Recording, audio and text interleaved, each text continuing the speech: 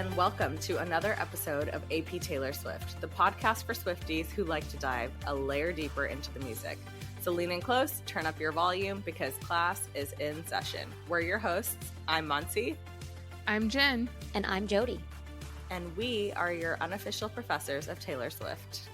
Welcome back to another episode of AP Taylor Swift.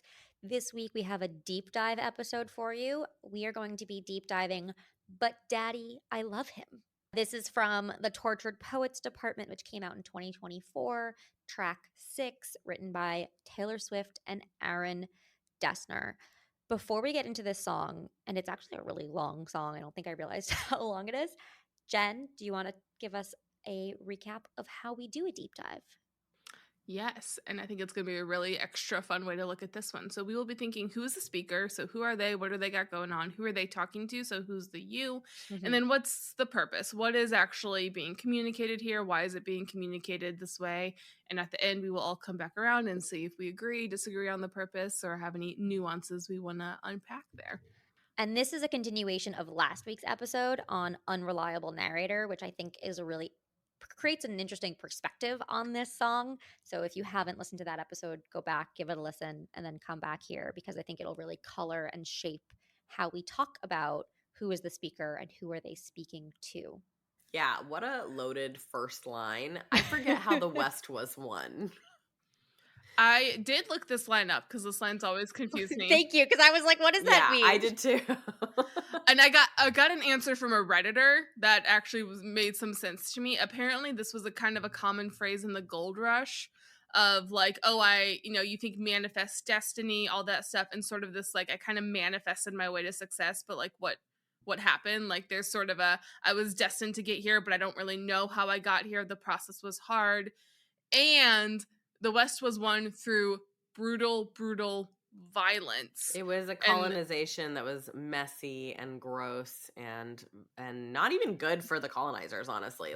But I don't even think that that's what this line is about. I think it's just okay. yeah, fine. Go ahead. So someone else pointed out, I just went through a Reddit thread and it was actually really interesting. Someone else also pointed out the whole blood-soaked gown line from "You're on Your Own, Kid."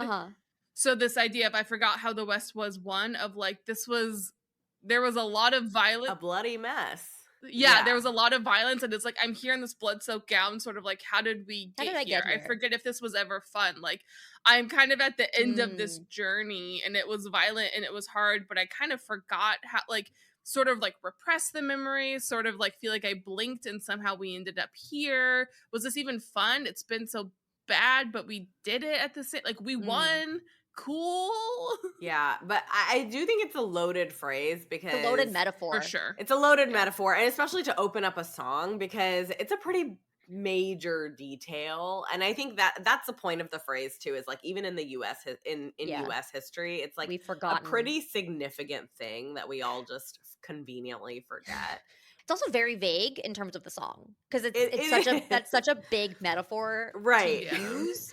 So to me, I mean, now that you've talked about the unreliable narrator, Jody, I'm like, yeah, like this is such an unreliable narrator thing. Like, I don't even know where we're going with this. To start very big, very dramatic, and then to really make it personal. I just learned these people only raise you to cage you. So we take this idea of, how we won the West, this big, bloody, terrible thing, and she's making it very personal. These and giving us who is she speaking to potentially? These people only raise you to trap you. I had a question about the two just. So here we have some repetition. We have I forget how the West was won. I forget if this was ever fun. And then we have I just learned these people only raise you, cage you. I just learned these people try to save you. The do you all think this is like minimalizing her learnings? Like, I just learned this, trying to say it lackadaisically or whatever. Or is it I just like right now, in referring to time, like I just have had this revelation. I think it's time. I think, again, I go back to I forget how the West was won. Forget, we're already implying time, and also how the West was won. That's something that happened 200-300 years ago. Wow, we're a young country. I think it's time. I think it's creating this sense of time for me that I've went through all of this stuff in my life and I just realized that all these people who said they were here for me to raise me, to help me Win the West. Help win you the win the West. West, find my Yeah. place in the world, were actually trying to trap me. They weren't trying to help me grow and be free. They were actually trying to make me smaller and control me. Getting a little meta for a second of what we know about Taylor and about TTPD. I don't think this has to be the only version of this, but fans, to me, this in some ways is like all of these people who have supported me have now created a cage. Like they've built me, like it's, to me, the cage is an interesting metaphor of like, we won this. Someone built me up a little bit, but then I didn't realize they kept building and the cage went over my head, you Mhm. know? Which brings me to look what you made me do. I don't like this gilded cage. Yes. There were a lot of references actually. When you were talking about Gold Rush, I obviously thought of the song Gold Rush. Yes. And then that you talked about the blood soaked gown. So I just feel like already a few lines in, we've got all these references to other songs of hers. Which is how the West was won. Again, Right. of like we immediately were thinking of all of these other songs. Because of this massive, massive metaphor. Okay, so Yeah. 3 lines in 6 minutes. So how long? Well, I wanted to summarize this stanza also in that this is the first time we get all of the different characters. We have the I, obviously the first person. Mhm. We obviously have these Sarahs and Hannahs and all these people that we're going to be talking about in the song. And then we do have the introduction of you. I just learned these people try and save you because they hate you. In this moment, I think that the you here is like a generic you, just referring to this is what happens when people try to save one, interchangeable Mhm. with one, because they Yeah. hate one. But I would be interested to see if that you changes into a Mm. second person you as opposed to just a third person. But going back Yeah. for a second, because I don't want us to skip over Sarah's and Hannah's in their Sunday best, clutching their pearls, sighing, what a mess. What a characterization. In 2 lines, we get a very good sense of the prim, proper. Jen, in last episode, you said that you thought this was like a Yeah. southern town, and this is where that starts to come in for me. Yeah.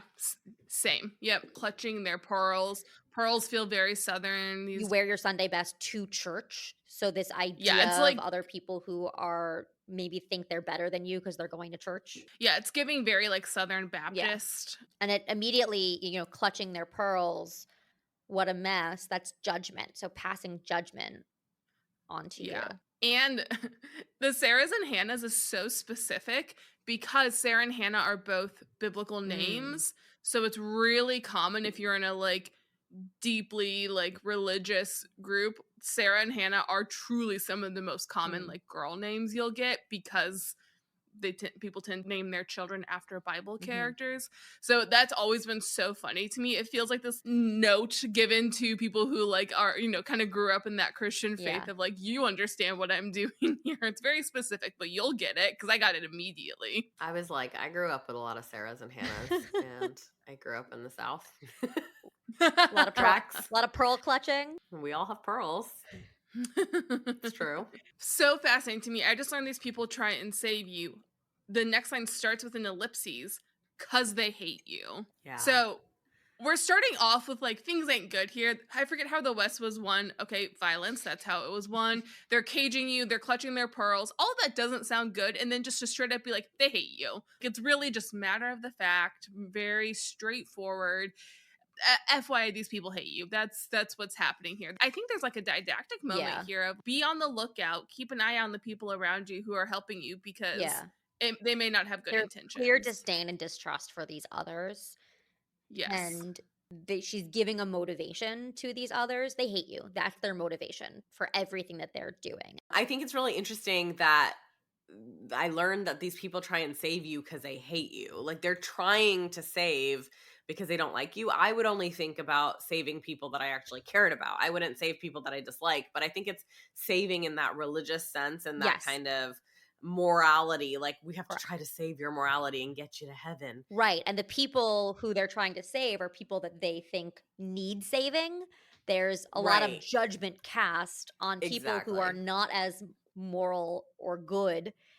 which means they don't like you. And they're like, well, I'm going to save you. And then it's savior, this whole idea of a savior complex is not a Mhm. good thing if you have a savior complex and you're trying to save people. It's very selfish. It's not saving people for the sake of the person you're saving. Yeah, it's not altruistic. Correct. Yeah. It's not altruistic. Yeah, it's I'm going to save you from yourself, and it's like, And I'm such a are good you? person for doing Exactly. this. I know what's best for you. Correct. Which, oh, Mhm. that's what a great Ugh. line.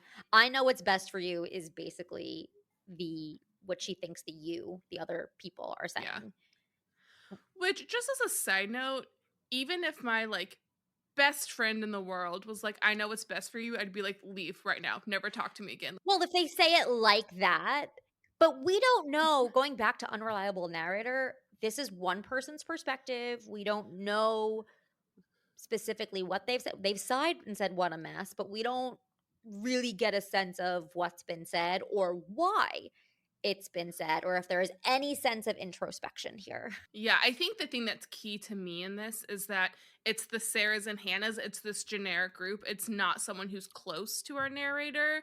And when there's anyone who's like a Yeah. little bit further removed, sighing "what a mess" and Yeah. being like, "Oh, this isn't good for you," you don't have the intimacy of relationship to know. It's a caricature. Yeah, Too high a horse. I'm going to read this whole pre chorus. Too high a horse for a simple girl to rise above it. They slammed the door on my whole world, the one thing I wanted. The too high a horse, again, with the references, like I immediately thought of White Horse, but also I know this is talking about get off your high horse, is what we're talking about, right? So there's that phrase, there's previous songs, there's the saving complex. Like White Horse is really tied to the savior complex in some ways. Yeah, what a loaded first line. Like she just has these big first lines. and then she calls herself a simple girl, which again I think is going to this creating a setting of this small town. Again, I still think the South, but it's very clearly a small town, a very religious small town where everyone is way too involved in everyone else's lives. And she's like, I'm just a simple girl. And that contrasts to the too high a horse. When you're saying get off your high Yes. horse, someone who's on their high horse is someone who thinks they're superior. They're Right. going to condescend to you. And so it's really creating that contrast. She plays with that height Yes. too of it's too high a horse. You're supposed to get off that horse. You would think like, okay, maybe it's hard to get off because it's too high up. But Yeah. she is not able to rise above it. So she's not able to get higher than the horse. Which I love too. We say unreliable narrator, but I think this is a clear moment of there's some real self-awareness here. She's telling us 6 lines in, yeah, I'm not taking the high road. That's not what we're going to be doing I'm here. not, yeah, when they go low, I'm not going high. Yeah, she's like, that's I'm fine. going to go lower. Well, which goes Yeah, even to exactly. this last line of they slammed the door on my whole world, the one thing I wanted. It's giving they won't let me have what I want. And this whole idea of slamming the door, that's something a little kid does when they don't get what they want. Can we talk about the fact that it's whole world, though? It's like, all I wanted was the whole world. That's the one thing I wanted. You know, like she says one thing, but then she says whole world. We don't even know at this point what it is. Yeah. I'm making the assumption because of the title and what I know about the rest of the song. Yeah. But at this point in the song, she started out with, I forget how the West was won. And now she's saying they slammed the door on my whole world. Yeah, like for all we know, the thing she wanted could be the West. Could be I was trying to conquer this whole land and I was going to be really good at it and they won't let me do it. And they won't let me. Well, and it is definitely kind of childish, but it's also funny to me that she's saying they slammed the door. So they were the ones who threw the tantrum first. They slammed the door. Is the story she's setting up here. Yeah. Again, unreliable narrator, but they slam the door, and then we get into the chorus where now I'm running with my dress unbuttoned, screaming, but daddy, I love him. So it's this like... Which is also so toddler. It's all toddlers. Exactly, but to me, it's setting up a, like, they started it, they slammed the door, so I screamed back kind of thing. You know, one thing that I'm also thinking with slam the door is, yes, I think of the kicking, fighting, screaming toddler, like, I'm going to go to my room and throw a tantrum, slam the door. But I also think of opportunities and doors closing, Yes. right? It is, again, like a loaded term with this door slamming. The idea that when one door closes, another door opens. But if somebody else slams the door shut for you, not only has that opportunity been lost, but it has been lost in a very forceful way. I think she's Yes. talking about the latter here, but the image that we get is that former one of the tantrum slamming the door. But now we get the first sense of what it is that is her whole world. But Daddy, I love him. It's a dude. So, Okay, but why is the dress unbuttoned? Yes. thank you. That's the Correct. question Yes. I was going to ask. Correct. That was my so was leading It's giving into me toddler. being like, what? Like, button the dress.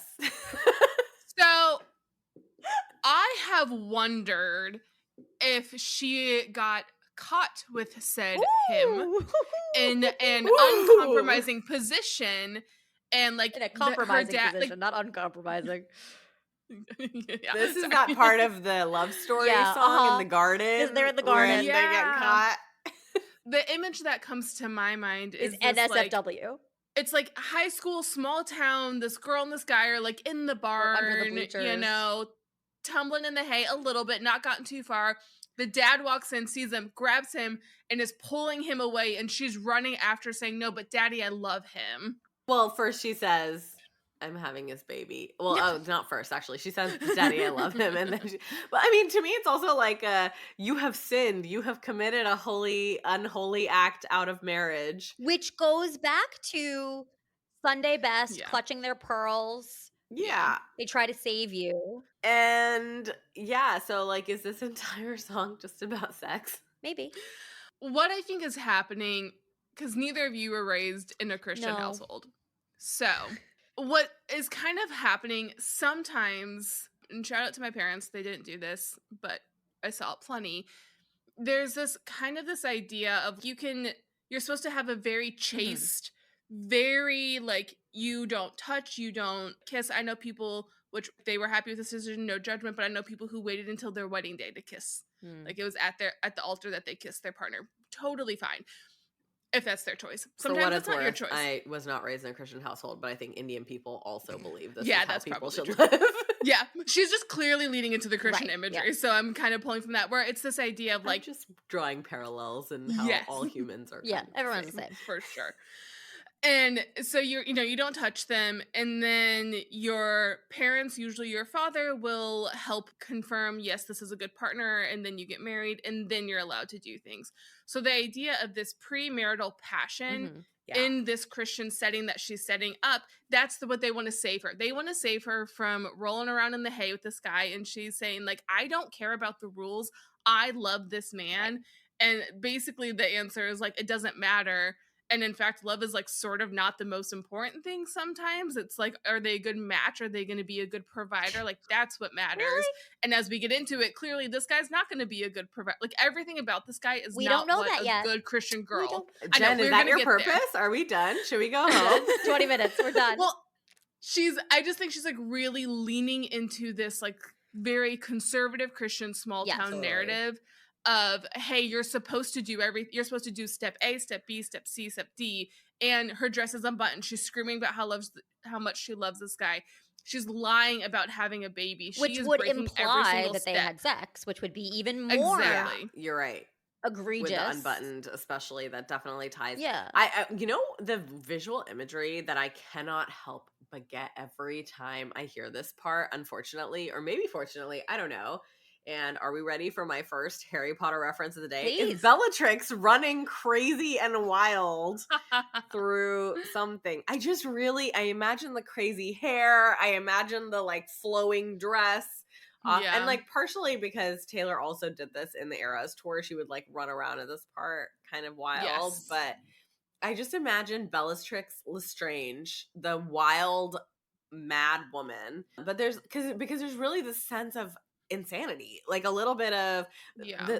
it's running with my dress unbuttoned, the clothes are falling off, she's screaming, but Daddy, I love him.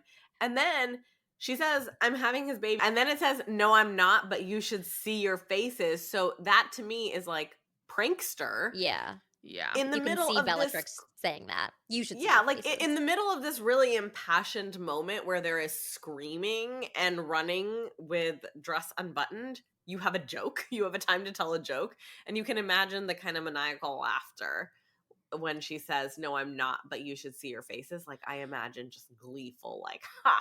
And then the next line, I'm telling him to floor it through the fences. So she's like, haha. Like, she seems so unhinged at this point. She's making this joke in this impassioned moment. She's telling this guy, drive through everyone's fences. Yeah, not just floor it, through the And like, fences. so is he in a car? Is she in a car? Are they in a car? Now Did they she are. run to a car? They ran screaming out from the bleachers, dress unbuttoned. And then now she they hopped into their admits. car, and she's saying, And then she admits, "No, I'm not coming I'm to not my coming to my senses." senses. I know he's crazy, but he's the one that I want. So Oh, now, he's crazy? Girl, you're crazy. Like, that's what I'm unreliable saying. narrator. Well, and what's again so interesting with this faith metaphor, if you grow up in a like really conservative setting of everyone thinks you're crazy, and you sometimes like kind of coming out of that, there's a moment where you're like, am I crazy? And then a little bit later you're like, actually I'm not. It's reasonable for me to be in love with someone.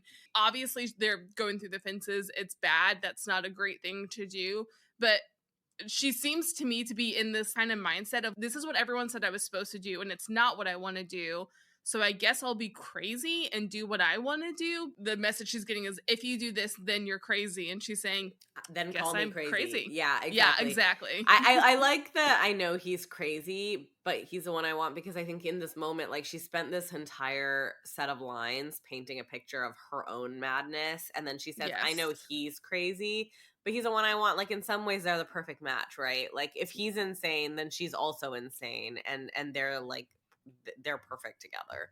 Which I think ties really nicely into the next line. Dutiful daughter, all my plans were laid. Because that creates... Steinbeck reference. Oh, is it? I didn't know that. Well, no, he didn't invent the phrase, I guess, but I thought of Mice and Men, the best laid. It's the Scottish poet. That's the reference. It's what's his name? We'll put it in the show notes. But it really, you create this contrast of, I know he's crazy, and then she's calling herself dutiful daughter. Robert Burns. Pardon? There it is. My brain was also trying to search for you. Robert the best Burns. laid plans There of we Mice go. and Men often go awry. Well, here we go. This is the best laid plans. All my plans were laid, and this song is really how those plans go awry. But I love the imagery. Tendrils tucked into a woven braid. So I think that's such a distinct difference from running with her dress unbuttoned. Yes. There's Yes. put together. Also, very interesting to note, dutiful daughter, all my plans were laid. Who laid them? Right. Did she lay her plans for herself, Probably or were not. they laid for her? Because she's describing Probably, herself yeah. as a daughter. And it's exactly. passive voice. It's they were laid. Right. Yep. I just think that's a very important distinction. Yes. And we said earlier in that first stanza, it was people who were not close to her who were kind of creating this contrast of saying, this isn't good. We did have the screaming, but daddy, I love him. So we get the sense already that daddy is part of the picture, but this paints that picture even further, because she's describing herself as a daughter in relation to someone who is very close to her and people who do know her. Yeah. And also this stanza, these first three lines give us clues that she's now grown up. I think we were saying earlier, it felt like an adult song. That's probably because of our perspective of Taylor singing this and writing this. But here we get the past tense of all my plans were, dutiful daughter, all my plans were laid, tendrils tucked into a woven braid. Growing up precocious sometimes means not growing up at all. So it was past tense, so that she has grown up, but maybe not really at all. Well, there's something really interesting too. Again, often sometimes in these churches, it'll be women are a daughter, a wife, then a mother. They're always defined by their relationship to a man. Ideally, you're a mother to a son. And I really love the line, growing up precocious means sometimes means not growing up at all. It's like, so I was a daughter and my next step is supposed to be wife. What if I just don't grow up? Right. Like, what if I refuse? Then what? And then he was chaos. He was revelry. Well, that's again loaded, because there's a lot there of like, maybe people who are precocious is like intelligent, all-knowing, mature beyond her years.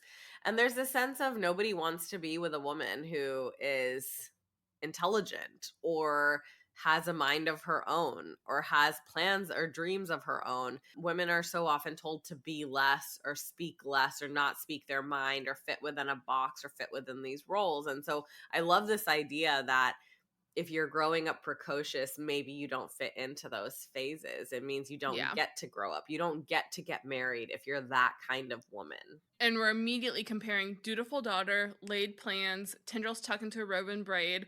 Oh, question mark though about this. And on the other side, he was chaos. He was revelry. Bedroom eyes like a remedy. I love bedroom eyes like a remedy because she's sick. According to society, right? Like, yes, according to society, oh, I she love that has so much. She's sick, and Yeah. he's the remedy. She needs to be saved. By She needs to be bedroom saved. eyes, and bedroom eyes are what's going to save her, not church. Yeah, girl, get it. That's why her dress is unbuttoned. Yeah. There is this like sexual undertone, but it's clearly like it's just the first major moment where she's veering away from what she's supposed to be. So we kind of had that, and then she goes back. I grew up precocious, so it's clear like she was always on this not standard path, and then she found someone who was like also not on that path, and it was like, oh, this is so And exciting. that's the to me. solution. The solution is not to be straight laced and put into the box. The solution is somebody else who is also Exactly. chaos and also revelry, like somebody who could match her energy. The reason she's attracted to chaos and revelry is simply because it's not what is expected or wanted for her. It's not necessarily, we don't see a sense of like, is this what she really wants, or does she want it because nobody else wants it for her? I like the remedy because it feels like an antidote. Like that's what I'm thinking Yeah. of. And I think the idea of like she has this energy that she never really fit in, or there was something about her that was just different and off, and she thought that she was going to be ostracized for it. She was never going to find a husband. She was not going to fit into society because of this thing. And she's calling this guy the remedy. To me, it speaks that she finally like recognized something in somebody else that she felt like was like, aha, here is my solution. It's the antidote to my problems. And of course, the other people disagreed with that. And so I don't necessarily think she's attracted to him because he's like he's off limits. I think she's attracted to him in this line, like in these few lines. It feels to me that it's has to do more with his energy. Got it. Yeah. It's like, this is a stupid metaphor, but it's like a fish out of water meeting another fish and being like, oh my God, I've been saying forever I can't breathe. And it's someone else being like, oh yeah, I can't breathe either. And it's like, oh my gosh, finally. Like this, what I'm saying makes sense to you. Both die together. They're flooring it through the fences. That might not end great. Well, meanwhile, down at the city hall, Meanwhile, the elders have convened. And again, like the way she's describing the others, elders, these people, Sarah's and Hannah's, she's really just creates so much otherness. It is, the otherness is becoming more well-rounded though. Sarah's and Hannah's, I got really the sense of maybe Sarah's and Hannah's is also kind of like millennial trending names. I feel like maybe Gen Alpha too. Maybe it was like peers or slightly older people who were judging her. They were women. Definitely women. Yeah, that was key. It was probably her peers. All the women were judging, and now the elders. But now the elders, which I'm thinking of like old men. Same. And I think that you're supposed to. Yeah, and so I think now we've gotten a little bit more well-rounded. It's like not only is this an issue to the Sarahs and Hannahs, it's also an issue to my community elders. Yeah, it's not just my schoolyard bully. This is a thing. This is a whole thing. And they're meeting at City Hall, so it's very official. Like they're really like this has gone all the way up the escalation chain, if you will. This is also like how this is a Gilmore Girls reference when Rory started dating Jess, how like everyone in Stars Hollow was like all over Jess, like don't you dare. And they had like, a town meeting about it. They were like, you can't this isn't good for her. Yeah. Oh, this is a Rory song. Kind of like this is like kind of old government terminology, right? Like it's kind of political. There's a city hall, there's protesters. Well, to me, it's Belle and the Beast. It's Beauty and the Beast. Wasn't there a whole thing? Yes, village, old village. The village. Yes, it's very small town. Yeah. But it is like, I mean, I don't think it's like necessarily how modern governments operate, but I think it is like a reference. The elders, especially, it's like in times and communities where the elders made the decisions and were the ones leading the community government, so to speak. It's painting a picture that the people involved in running a society are also the ones that can run your personal life. Well, also elders, if you're in a church, every church has, well, not every church, most churches will have a group of elders who are like the full leaders of the church. Think of a company has a board of directors. For a church, your pastor's the CEO, the elders are the board of directors. Right. So you now have like religion and government mixing because you have Yeah. city hall and protests Separation of as church well as and elders state. all together. But so like in some ways, I guess what I'm saying is here you have a town or village that is basically run by the religion, right? Is what you're kind of Mhm. getting at. And you're saying Yep. that this decision has gone all the way up the chain to the people that hold the most power. Mhm. And the saboteurs protested too much. Stay away from her, the saboteurs protested too much. Yeah. Again, it's the villagers Yeah. going to the beast saying, stay away from her, storm the castle. And then, though, Lord knows the words we never heard, just screeching tires and true love. So I know that they all met. Don't know what they talked about. Not my problem. don't know, don't care. Bye. To the fences. To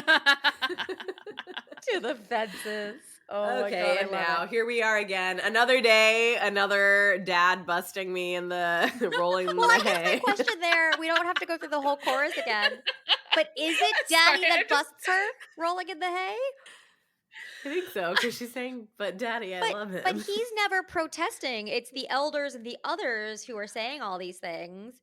Like, Yeah, we we don't don't know. It is I fun. just like the idea that she's been caught over and over Multiple again. times. Every time Yeah, she's like, it but is Dad, kind I of love fun. him. He's like, stop doing like this. It's Groundhog fun Day. to think of this as a sequential thing. It's like yesterday, everyone met in the city hall, and we decided that you will not be meeting this boy again. Next day, She did it again. like Oops, it happens I again. did it again.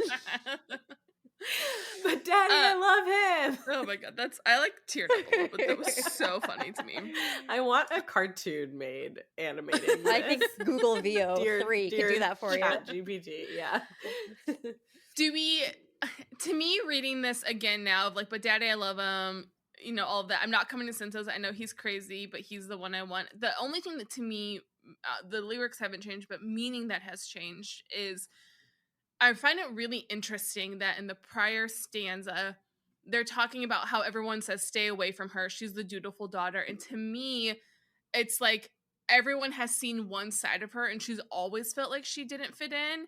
And now everyone, I'm just getting more and more of that sense of how much they're trying to save her, of like, oh, this boy's made you crazy. And she's like, I've always Right, been exactly. crazy. Yeah, it's kind of escalated up a notch. They're positioning exactly. the problem as the guy, and it's like, what? Like, why is the guy the problem?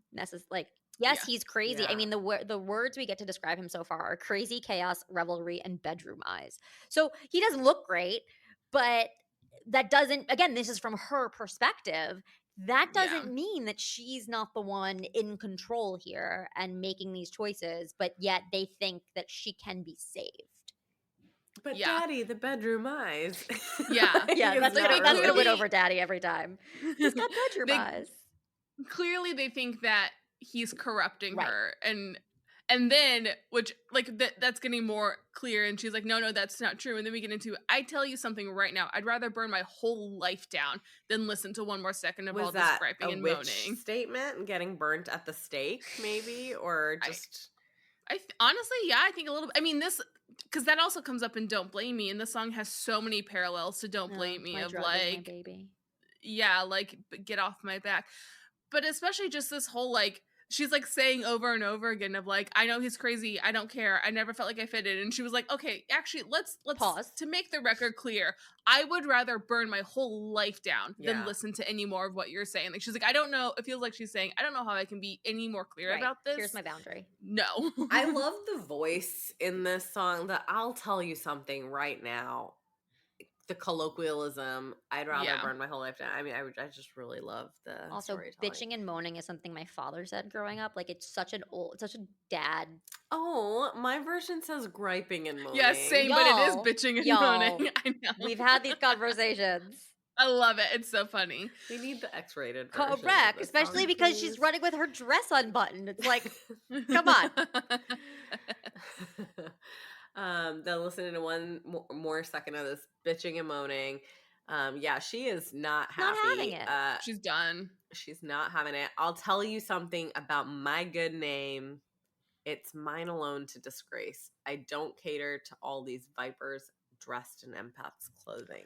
It's like someone's like, hey, he's corrupting you, he's disgracing your name, and she's like, I'm done with this conversation, I'll burn my life down, and it's my name Right. to disgrace. Nobody else like, is. let me set the record straight. Yeah. But this is a moment to me where, when going back to that unreliable narrator / naivety coming in a little bit, like, I'll tell you something about my good name. It's mine alone to disgrace. Seeing as she was just caught by her daddy, whose name is probably her good name, it is like an interesting moment to bring this up, because especially in an argument against her father, I can't imagine this line landing well. I still like, am he's not like, convinced well, it's actually, her father ma'am. against her father, but we can. Oh, I'm interested in who else you think. I think it's just the people. I just think that, like, Oh yeah. I think appealing to "But Daddy, I Love Him" is, she's appealing to the person who's close to her and whose approval could potentially quell and quench all of the others' judgment. Okay, so I guess it's a good point here that we finally have a you that's not referencing, like, in terms of one. I'll tell you something right now. And so you're saying that you think is the townspeople. She's I think answering it's to just the I think it's elders. still in general. I don't think she's talking to any one person. I'll tell you right now. I guess, like, my point is, because we have that one line, like, in that moment, that argument of the fact that it's my good name would not land well, right? Like, daddy would be like, well, actually, ma'am, it's not your good name. It's Well, I actually don't think my she good gives a name. shit about her father. Well, the reason it would be, if it were to ruin her father's name too, it would be because she is being the dutiful daughter. So I think she is yet again saying, I reject that my role in life is to be daughter, wife, and mother. I'm saying it's my name. I'm not your daughter. I'm not someone's wife. I am me. I am myself, and therefore it's my name, and I get to do with it what I want to do with it. Yeah, totally. I think we're saying the same thing. What I'm saying is, like, I understand her perspective. I'm giving, like, the townspeople's perspective. Like, it's not, like, I get what she's trying to say, but I think it's not, like, there's two perspectives here. Like, just because she says that doesn't mean it is the case. Well, and I think she acknowledges that, of saying, I don't cater to all these vipers dressed in empath clothing. I'm like, you may not agree. I don't care. Too bad. Yeah. That you think you're doing the right thing, or you think you're trying to be empathetic, but you're not. Like, what you're trying to tell me is actually not helping. Yeah. Which I've always loved that line. It's an incredible line. These vipers dressed in empath's clothing, which goes back to, they try to save you because they hate you.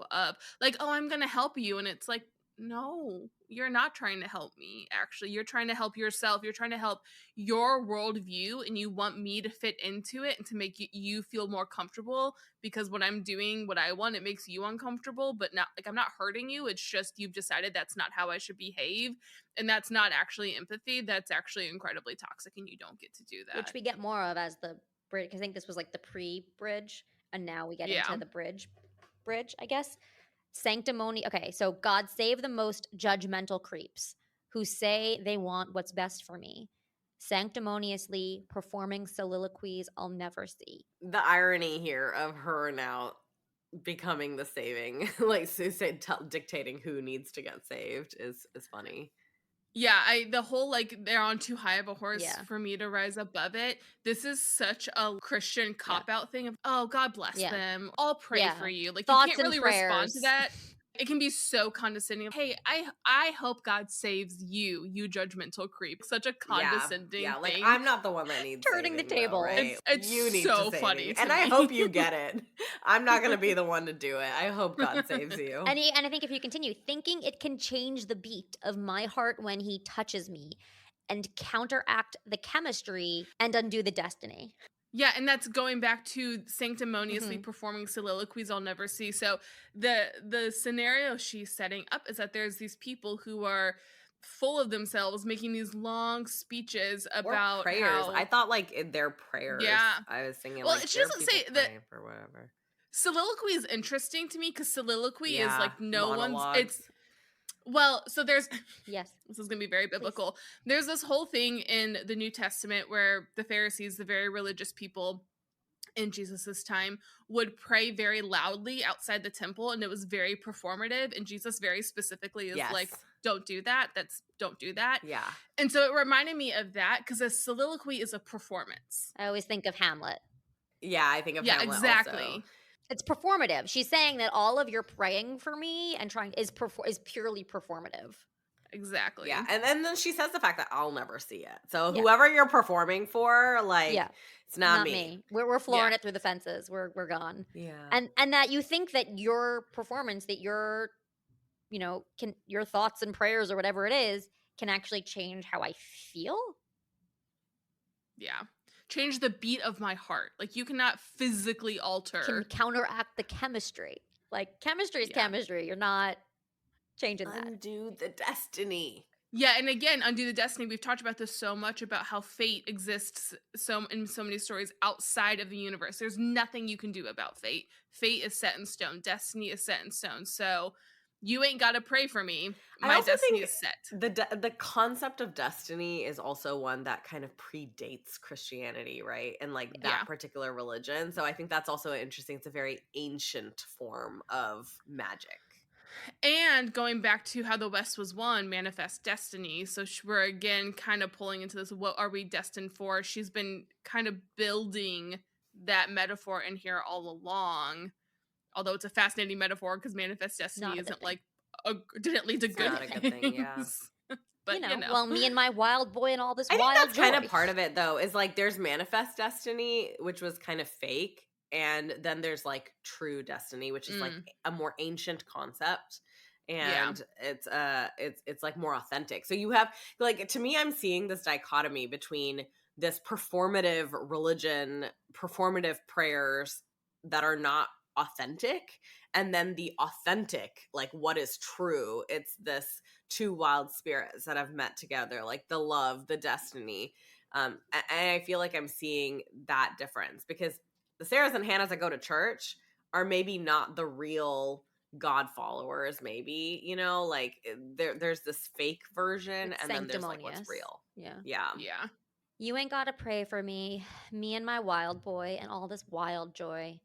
If all you want is gray for me, then it's just white noise and it's just my choice. This should just be the a gray poem. is so good. Yeah, this part right here should just, the bridge should just and be the a idea poem. of all those prayers being white noise is just a beautiful sonic imagery. And it's my choice. Yep. Loaded and it's statement. saying like, you know what's best for me. You think I need to be the dutiful daughter. You're saying I'm going to save you. You're being corrupted. This is the path. It's like this, such a sincere, sanctimonious, this is the path you should be on. And she's like, that's gray. Yeah. That is a gray path. I'm Y'all, not doing that. When she says, but I'm having his baby, Oh God, no, here I'm we go. not, but you should see your faces.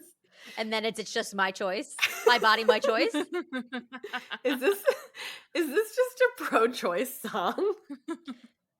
Yeah.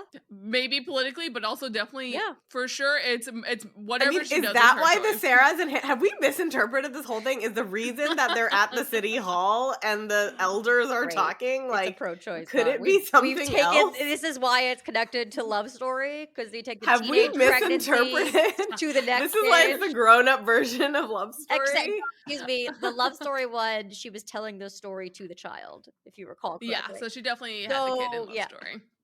Definitive interpretation of Love Story. So we're good. We don't have to change anything there. Okay. I mean, okay, I just like, for humor me for a second though, but it is interesting, like, I get the forbidden love piece, but also the fact that this has become a political, religious conversation, and there's something about a baby here. Very fascinating, especially in the day, in the times. Yeah. You're not wrong. Like, I think there's parallels there to other people saying what you should and shouldn't do. And you're like, this is my life. This is my choice. You don't get to gather as a group of elders and say what I do with my life. That's a very outdated idea. I'm just imagining, like, now the argument is like, I'm having his baby. Like, let us have this decision. Like, she and then she's like, no, I'm not. And you should see your faces. So, like, that whole conversation, I'm like, where is this conflict actually coming in? You know, like, maybe the fact that they were rolling around the hay was not the real problem. Maybe the problem is something else. Okay, well, let's keep going, and then we'll get to God, I'm sorry, Taylor. Anyway. There's a lot of people in this town that I bestow upon my fakest smiles. Scandal does funny things to pride, but brings lovers closer. So we're clearly getting to, like, there's kind of like a look back now. Like, this whole song has been like very in the moment. And Yeah. now we're getting this sense of, like, okay, there has been a scandal Yeah. and it's brought us closer. And we came Yeah. back when the heat died down. Right. I always love the scandal brings lovers closer. Like, one, obviously she's fake smiling at everyone. Like, it's like the scandals died down and everyone's like, oh, let's be friends now. And she's like, of course. And then sure. like middle finger Right. behind her. But I love the scandal. Like, it's like telling someone to not date someone very rarely is going to end up in them not dating that person. It's just going to make them double. Right, Like, telling right. anyone Not to to do not do something. something they want to do makes people double down. That's Yeah. like sociologically proven. Yep. So we came back when the heat died down, went to my parents, and they came around. All the wine moms are still holding out, but fuck them, it's over. So here is the first real interaction, or definitive interaction with her parents. Because I still am not convinced that when she says, but daddy, I love him, that means that he kind of like was disproving at that moment or caught him at that moment. The fact that all it took was the heat dying down and them coming back and their parents came around. Yeah, and there's a line in the next stanza that I think kind of gives to some of Yeah. this, because later on she says time, doesn't it Right. give some perspective? To me, it was like, okay, so these two were together and she was going crazy, quote unquote, and everyone was like, you're ruining her, whatever, and like, this is going to end in disaster, this is a bad idea, but time passed and they're still together and they're still happy, and eventually most people are like, okay, I They get, move like, on to the other people scandal or move on to the next scandal, except I love for the wine moms, fuck them. they're holding out. Honestly, this I think in the initially, like, the father is just doing whatever society is saying. So I do think that, like, she probably is appealing to him and he does disagree. That's why she's appealing to him. But I think it's very much like he's just like, his hands are tied. Like, we don't know if the father actually has bad intentions we or don't not know. or whatever, but like, Yeah. but like, I think in the moment it's like, this is what everyone is saying all the way up. So it's like, I am like, your dad is also angry, or the father is also like, you can't do this. Who knows the motivations? But yeah, time passes and then parents are forgiving. I honestly, like, this does remind me a little bit of my relationship, because we started dating when we were in high school and my parents were very like, you do not need this right now. And I remember my dad was the first person that I told that I was in a relationship, and I actually told him like the night that we started dating, because I suck at lying to my parents. And so I was very like, I'm gonna tell them because it's just better that way. And I told him, and he was very angry, like very, very angry. He was like, but your SATs, you have to focus on your SATs. And like, you do not need this right now. Like, don't be ridiculous. 2 years, like, parents were, I could not be alone in the home with them. Like, I kept my brother there to like be my shield, kind of. Because you couldn't if I be was alone alone with that, with your parents, not with yeah, your because because if I was alone with them, like, they would just like go off on like, why are you dating this guy? Like, what is whatever. Time passes, we go to college, we come back. Oh, and also, by the way, like, all their friends and it was like the scandal, because everybody dated everyone, but nobody talked about it and nobody told their parents. I was the first one that told my parents. And so all the adults, like the Focused whole on town you. was literally like, Monty's dating this guy. It's so ridiculous. Time passes, we go to college, we're still together, we come back, and my family loves him. Everyone's like, oh, this is great. We got married, and all the speeches were like, they've been together 8 years, they've been together so long, and like, this was meant to be, it was destined, it was perfect. And I'm like, do we not remember the 2 years of drama where it was like so many tears, so much like negativity? Like, this song like literally just reminds me of that. Well, when we get to the happily Yeah. ever after, now I'm dancing in my dress in the sun, which is a comparison to running with my dress Very different. unbuttoned. Now you're clothed and E- dancing. and even my daddy just loves him. It's a wedding. We've made it. I'm his lady. Yeah, and oh my god, you should see your faces. I love that the first you should see your faces is like, I'm having a baby, I lied, and now you should see your faces of like, we Yeah. stood the test Right, of we're still time. together. Like, Yeah. screw you. Yeah. And time, doesn't it give some perspective? No, you can't come to the wedding. I Yeah. know he's crazy, but he's the one I want. Happy So wedding. it's a happily ever after. They got The married. Her end. parents love him. Well, we get to repeat a bunch of fun things before it's the end, but yes. Yes. But like it takes on a different meaning Yes. because we know it worked out. So it's like, you ain't Right. gotta pray for me, my wild boy and all this wild joy. He was chaos, he was revelry. Yeah. Like all the same things that we're saying. Right. We realize that she was right all along because she had Yeah. that conviction. Ta-da. And I just love that the final line is just, but oh my god, you should see your faces. Like, after this wildly dramatic story, her final thing is like, LOL. Mine Look says at the last you. line is he was chaos, he was revelry, which is like an echo. So it's interesting. Mine also says, but oh my god, you should see your faces. We're clearly using the same version. You Yeah, we guys are. also don't have bitching and moaning, so Yeah. We also don't have, but fuck 'em, it's over. Was that in your Yeah. lyrics? yeah. Because it's Yeah, it is. uh, It's not in it's mine, an but I know explicit that's song, the lyric. guys. Yeah. I know. Yeah. Purpose. I love this song.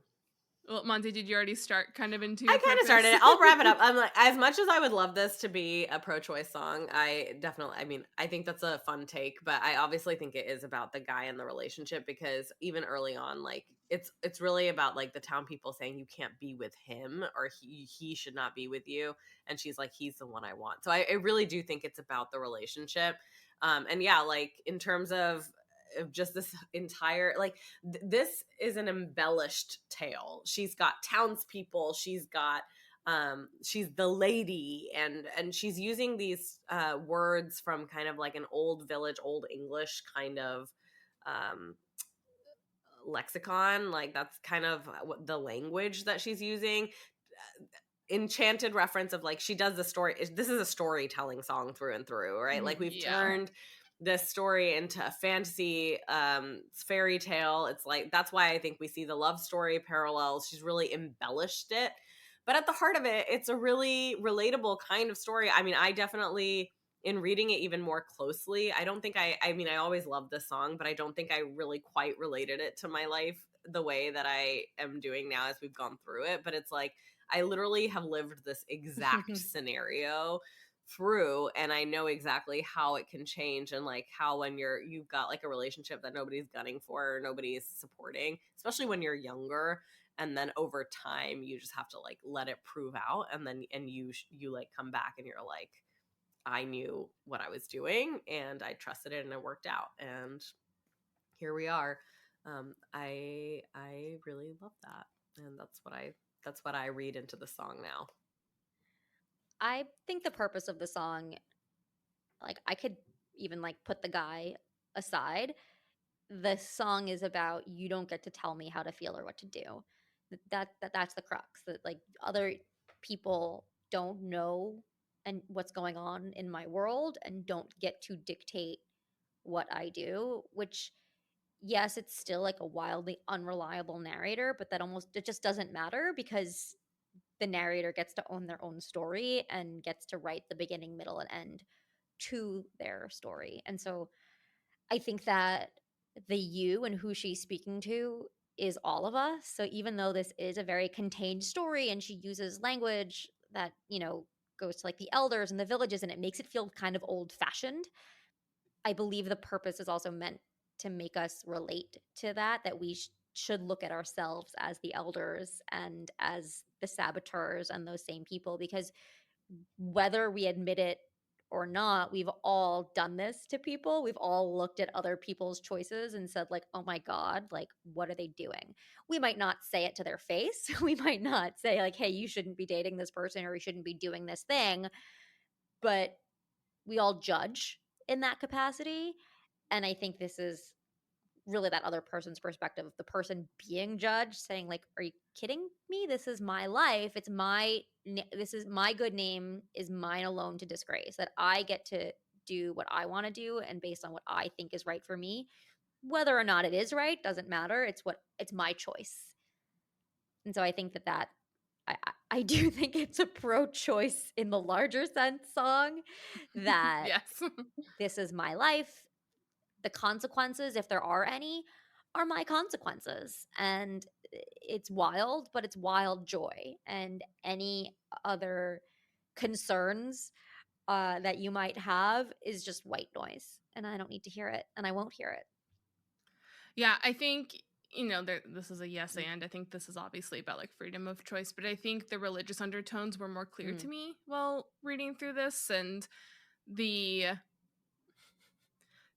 like trump card that faith could have of like, well, this is what's the right thing to do. And you actually can't argue. It's really hard to argue against it. And to me, there's a lot here of leaning into that metaphor intentionally of saying like, hey, sometimes it's like the story of being raised in a way where you do everything right. You're the dutiful daughter, but it feels wrong to you but everyone, anytime you maybe question it, you're a precocious child, you're maybe questioning something, and everyone says, well, that's not what God wants you to do. And you're like, you can't argue against that. Even if in your heart of hearts, you're like, I don't think that's you true. want a better answer.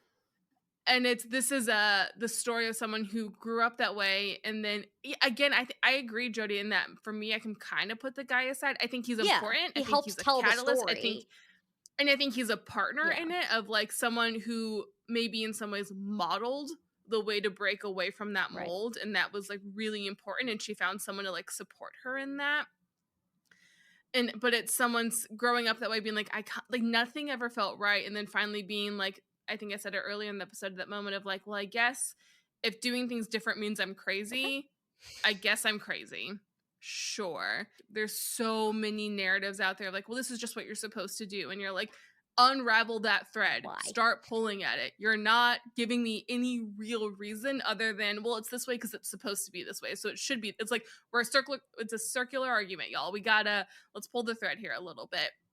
And I think this song, what I love is the final thing I'll say is this song isn't her pulling at the thread. It's her saying, I accept being crazy. It's like, it's her not needing the answers to know, she'll just reject it anyways. And I actually find that really admirable, of like, she didn't like have to pause and like think through everything and question it. She was just like, in my heart of hearts, I know this isn't like really what's best for me.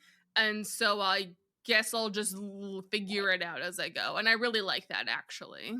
It's not clean. It's not a clean answer. Well, it's not a clean situation, right? Like, exactly. So, it never is. It never is.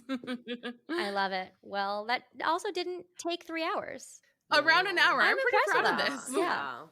Well, that's all we have for you today on AP Taylor Swift. Join us next time as we deep dive and overanalyze more of Taylor Swift's discography. That's all we have for you today on AP Taylor Swift. Be sure to rate and review us on your favorite podcast app. Follow us on your social channel of choice at AP Taylor Swift to stay up to date. And join us next time as we overanalyze and deep dive into the next Taylor Swift song on AP Taylor Swift.